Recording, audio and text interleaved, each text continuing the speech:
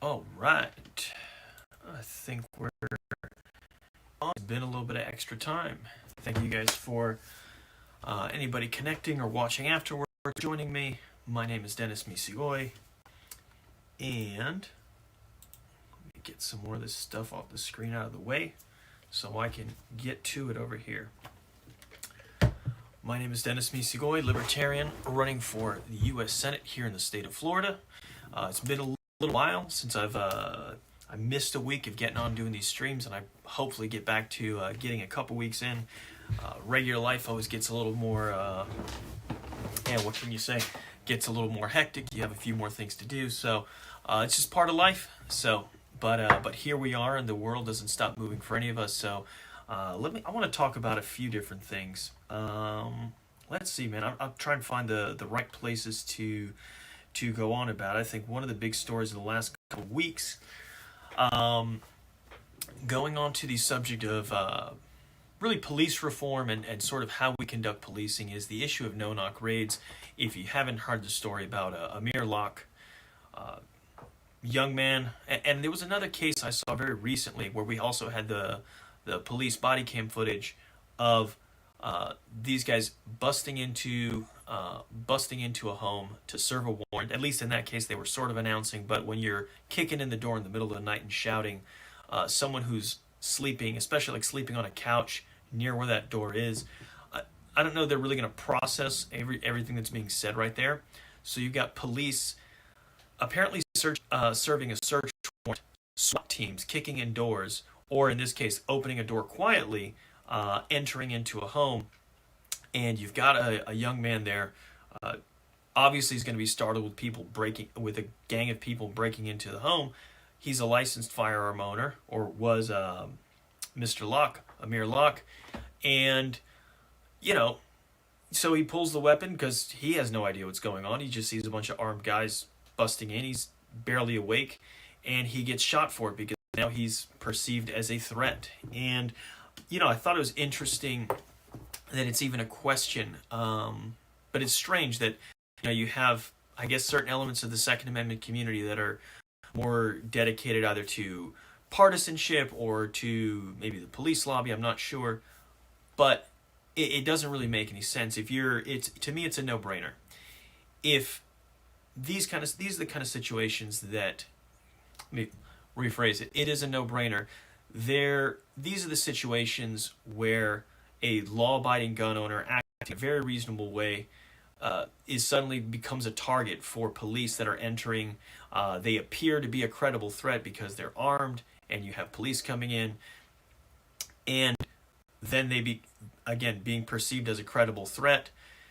Now this is a situation where this person, the law-abiding gun owner, acting very reasonably within their home, becomes a target. They get killed, and there's no accountability for it. And that's the other side of the coin. On the one hand, we have where we could prevent these scenarios, and that's, again, one of many differences between myself and the other candidates that are running for the Senate seat, is that I do commit to pursuing legislation that would end no-knock raids in the U.S. Rand Paul submitted a bill after the Breonna Taylor killing, and unfortunately, that's gone nowhere in the Senate because you don't have people who are going to push for that. You don't hear anything about it from Rubio. You don't hear anything about it from Demings. It's complete radio silence as both of them posture to be the more pro-police candidate. This Congresswoman Demings has been sort of touting her police bona fides recently, while Rubio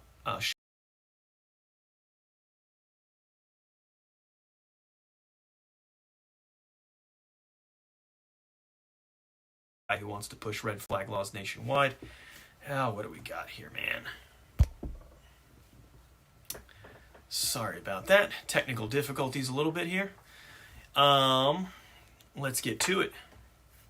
So as they're competing for, the law and order vote, the thing is, what we really need to look at is what are the things we can do to avoid these kind of tragic situations. And some of it really is mind-boggling. The whole idea of no-knock warrant. In this particular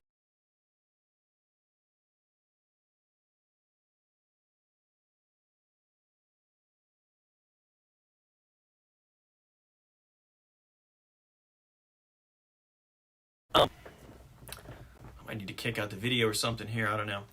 I remember watching these police shows, and what do you get? You get detectives come over, knock on a door, and they're the ones who come and serve a search warrant. You don't have SWAT and they come in usually in the daytime, knock on a door, ask somebody, hey, can we come in and search? And then if there's refusal, if you're talking about a search warrant, you can make the argument that there are certain extreme cases where, if you've got hostages, there could be some extreme scenarios where maybe you can justify it. But when you're talking about a search warrant, in what scenario, if you're just going there to search and look for evidence, does that seem like the right thing to do, to have a SWAT team come in the middle of the night, either kicking in doors or unlocking them quietly and sneaking in quietly? It's a recipe for disaster. We keep on seeing it, and how many times is it that they hit the wrong home? They are, innocent people getting hurt. It's a pattern, and there's just no need for it. And to kind of address some of the things here in the comments, it's not necessarily to be anti-police, or I think it's still a pro-police position to say we don't want to create situations for them to be unnecessarily in harm's way, create a situation where, someone reasonably thinks, hey, someone's breaking into my home, I need to defend it. Because we've had officers killed in these kind of raids as well, where they've gotten shot. And again, that is likewise unnecessary. It's not something we want to see. But we need to sort of reform one of those things from the top down. I think, not really touched on here, but one of these things is the things that we criminalize and the things that we start going after people for. The overwhelming majority of the populace is not going to kick up that much of a fuss if we're simply going after, rapists and murderers and thieves and things like that. Because we criminalize voluntary interactions, we have already an adversarial relationship between the police and the communities they serve. And how do we get out of that? How do we break that cycle? First thing you got to do is you got to change the way that you do this. And it starts at the top. I remember almost a decade ago now is that the current wave of controversy around all these kind of bad interactions with law enforcement. There was a common refrain, always I heard many times from defenders of law enforcement, which was, we don't make the laws, or they don't make the laws, they just enforce them. But we never took the next step of going, well, who did create these laws? Why do we have these laws? And really reevaluate that stuff, which is what we need to do kind of from the top down. But the other things we can do is we can change some of the dynamics about it. Obviously, as a U.S. Senator, you wouldn't be able to change every state's law, every prohibition and stuff like that. But what you could do is you could still set the parameters. It is from the top down, and it is actually, our esteemed commander-in-chief, who was sort of the architect of the current, civil asset forfeiture sort of model that we see. That's a different sort of problem, which also needs to get something we need to get rid of is in terms of police reform. But absolutely, our police are not held to the same standards. This is another one of these things, qualified immunity, where you can't prevent one of these tragedies, and obviously we can't go back in time and prevent what happened in the case with Amir Locke and so many others. One of the things we can do at least is make sure that there's accountability, and hopefully with accountability you reduce the likelihood of future incidents. You'll probably never get it to an absolute zero, but at a bare minimum there should be accountability. Nobody, whether you've got a badge or not, should be able to barge in, pull the trigger on someone, end their life, and there be absolutely no accountability for it. It shouldn't happen. Certainly there are instances where police are justified and or have made good faith efforts to try to do the with the least lethal or to de-escalate things. Every situation is unique, but the fact of the matter is that because there is this sort of overriding protection, it creates a problem because we can't treat all of these instances the way that they need to be, and there can't be the accountability because of what we've got. And so yeah, and there's plenty to be said about the need for more training for officers, and all of these sorts of issues. So again, we can't say enough about it, but it is an issue, and I thought it's very interesting that it's come to the forefront very recently with this case. We'll see how much more it gets out in the news and gets traction, but it is just another example, another tragedy, needless life lost, and something totally preventable had we passed legislation that was pushed in the Senate several years ago. None of these folks are going to take it up. I'd be definitely ready to co-sponsor it if I was there. And so what are we going to do, and how are we going to change this? It's not going to be with the status quo. This is to the point I'm saying. We got a comment in here talking about they patrol neighborhoods like an occupying force.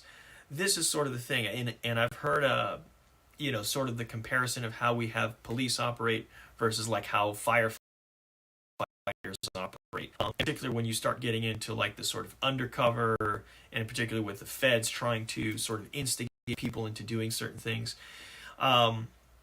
where really perhaps we'd be better off with a model where the police simply come where people call them to come, and they're not, again, like an occupying force. I don't want to nitpick into necessarily what the exact tactics should be.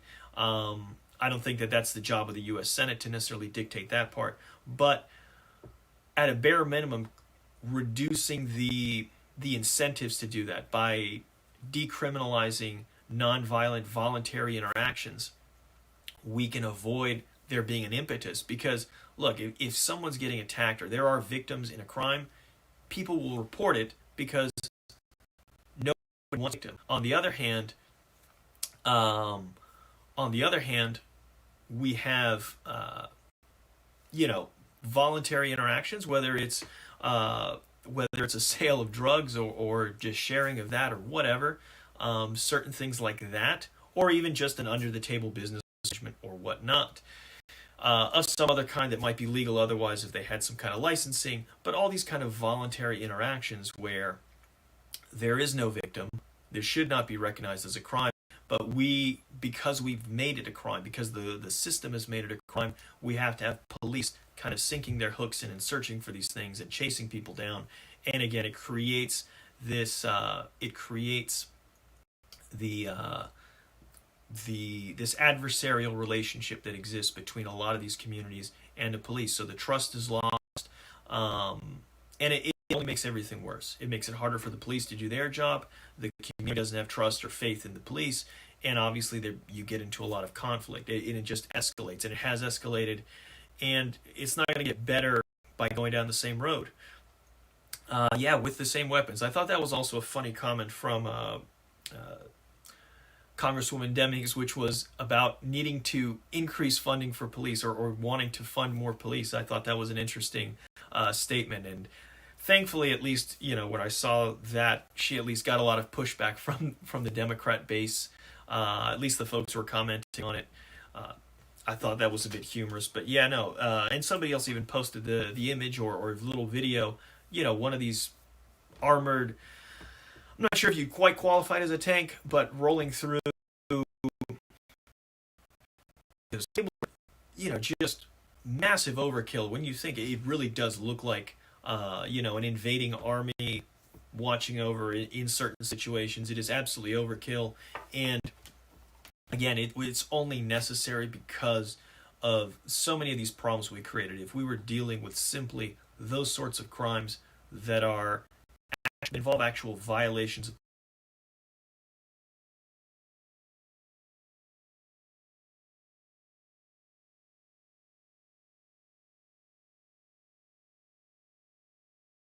prohibition of certain things, only for those reasons, goodness gracious, this thing. I gotta share this up. This is the problem with me not taking a little more time ahead of getting this set up. But this is the challenge for the what do you call it? The low budget politician. I don't know. We don't have quite the same infrastructure as these guys, so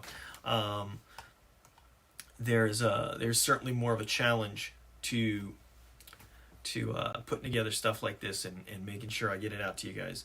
So on the same token, speaking of the needless loss of life, and actually let me go back because I had a comment right at the beginning of this talking about why is Marco Rubio so bad on gun rights. I guess it's a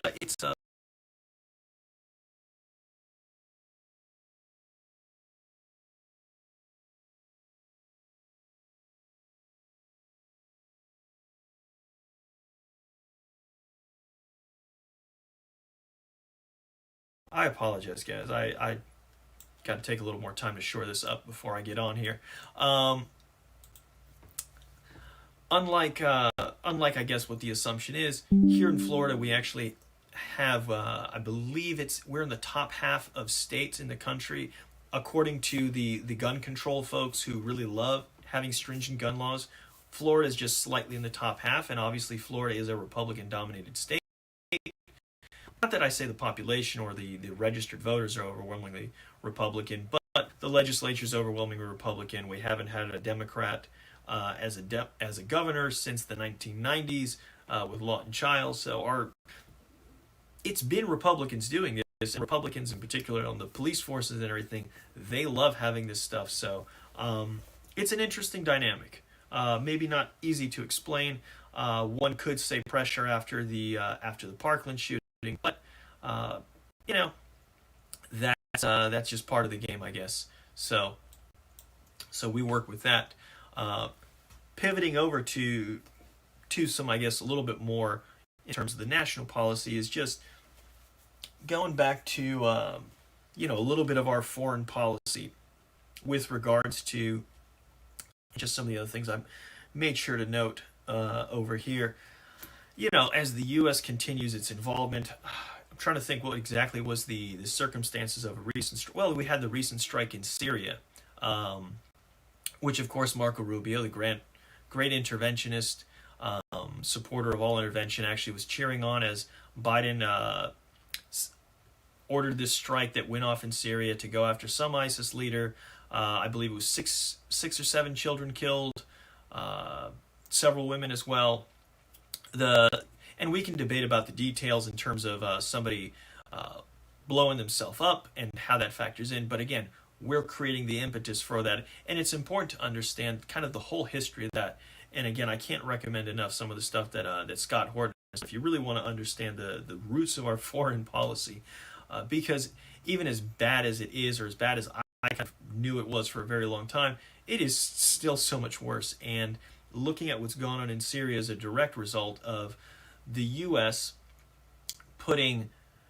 making as its priority the need to nerf or take away, to undermine the power of Iran in the region, because actually inadvertently increased Iran's power through the Second Iraq War after taking out Saddam, and ultimately leaving us with a Shiite-led government in Afghanistan. In Iraq. And so with that sort of helping out Iran's power, then the overwhelming goal seemed to be for the benefit, not for the America's benefit, mind you, not because this was a threat to the U.S., but because it was in the interest of Israel and Saudi Arabia to diminish the power of Iran in the region. And part of the way that they did that was by targeting the Ba'athist secular government in Syria, inexplicably. As we're sitting here supposedly going to war against terrorism, and on a superficial level, like actually going after those guys who are like the big targets. I mean, the one we went after the most, Saddam Hussein, who again was a secular dictator, very Western in his stylings, and had a government that was comparatively rather diverse.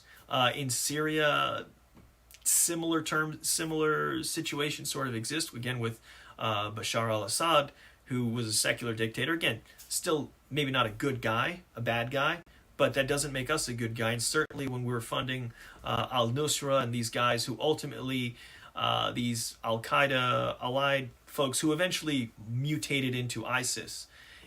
But all of this exists solely because or at least it exists in the form that it does today. I shouldn't say that it absolutely couldn't possibly have existed without us, but to the extent that it exists today and the extent that they have been empowered over the last decade, a little bit less than a decade, but is a result of the U.S. support given to them for the purpose of undermining the Syrian government, to trying to topple the Syrian government, trying to change the situation there. And it's indicative of this sort of problem with the U.S. foreign policy establishment, of which Marco Rubio is a part, which is that they come up with terrible ideas, justify them with lies, which there's been a lot of lying about stuff that happened in Syria, initially to get us involved.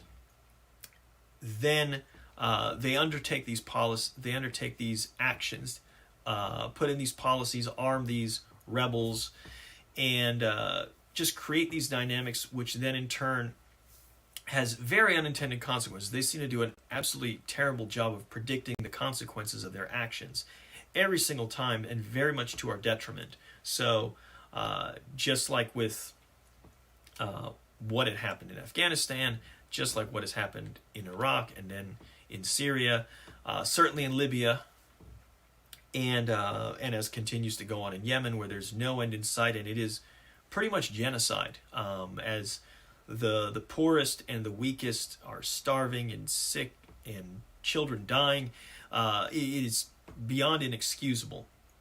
And so, but what do we get from our potential candidates from the big old parties? Marco Rubio cheers on the strike in Syria, which again, more kids needlessly killed, more of this to do what? ISIS does not, whatever bad you can say about ISIS, and there's plenty bad to say about it, they're not a threat to the U.S. over here. Not realistically, not in any sense, and they wouldn't be a threat they wouldn't even be surviving this long as a threat to anyone had it not been for U.S. support for so long. By the same token, but again, our current incumbent senator cheers on the attack. He wants more of them. The likely Democrat challenger, completely silent on the issue. It's no surprise. Somebody who votes for every National Defense Authorization Act isn't exactly someone who's opposed to the current state that we have, the interventionism, the pursuit of global hegemony for the United States, and at what cost? That's really the sort of the thing. And you can look at it from a completely self-interested standpoint or from a moral standpoint. I try to always focus on a moral standpoint myself, just because it's who I want to be. And so when I think about the needless death in these places, and particularly as we support, the sort of absolute worst crazy fundamentalists, the people we thought we were going after to fight in after 9/11, and instead we've, in large part in different places, be it Yemen, be it Libya, be it Syria, we've enabled and armed those folks. So what are we doing? That's really the question. And it's not what we keep being told. So there's not enough we can say about it. And the impact that it has. And another aspect to this, as even though we've left Afghanistan, we continue to see it to be causing problems over there. There's about, I think, just under 10 billion that is of assets frozen that are understood to belong to the government of Afghanistan, which they can't access. Other sanctions that are in place that are, estimated. I'm looking at this UNICEF director warning that a million Afghan children are at risk of starvation. And that what's going on is largely due to, sanctions that we're putting. And I really want to make sure that we understand this, because a lot of times people look at and they hear the word sanctions, they believe that sanctions are sort of a good alternative to war, that the alternative to actually going in and starting a war with the country is to just place sanctions on them as a more of a diplomatic measure. And it's important to dispel this notion. Sanctions are an act of war. Sanctions kill. Okay, sanctions, and sanctions don't just kill, they kill the most vulnerable, the people who have the least influence in whatever policy it is we're trying to overturn, or whatever it is we're trying to change, the people who are going to suffer, and this happens time and time again. You go back to the 1990s during the Clinton era, after the original Gulf War, when we had sanctions on Iraq. I recall, and if you've never seen the clip, go look it up on YouTube. It's Madeleine Albright I think it's on 2020, getting interviewed, and they ask her, they pose the question. They said it's estimated that around 500,000 Iraqi children have died as a result of the sanctions. Do you guys think that's worth it? And she says, the price is high, but we think it's worth it. And when you hear that sort of thought process, I find it indefensible. The idea, and for what? What did those sanctions achieve for killing 500,000 children?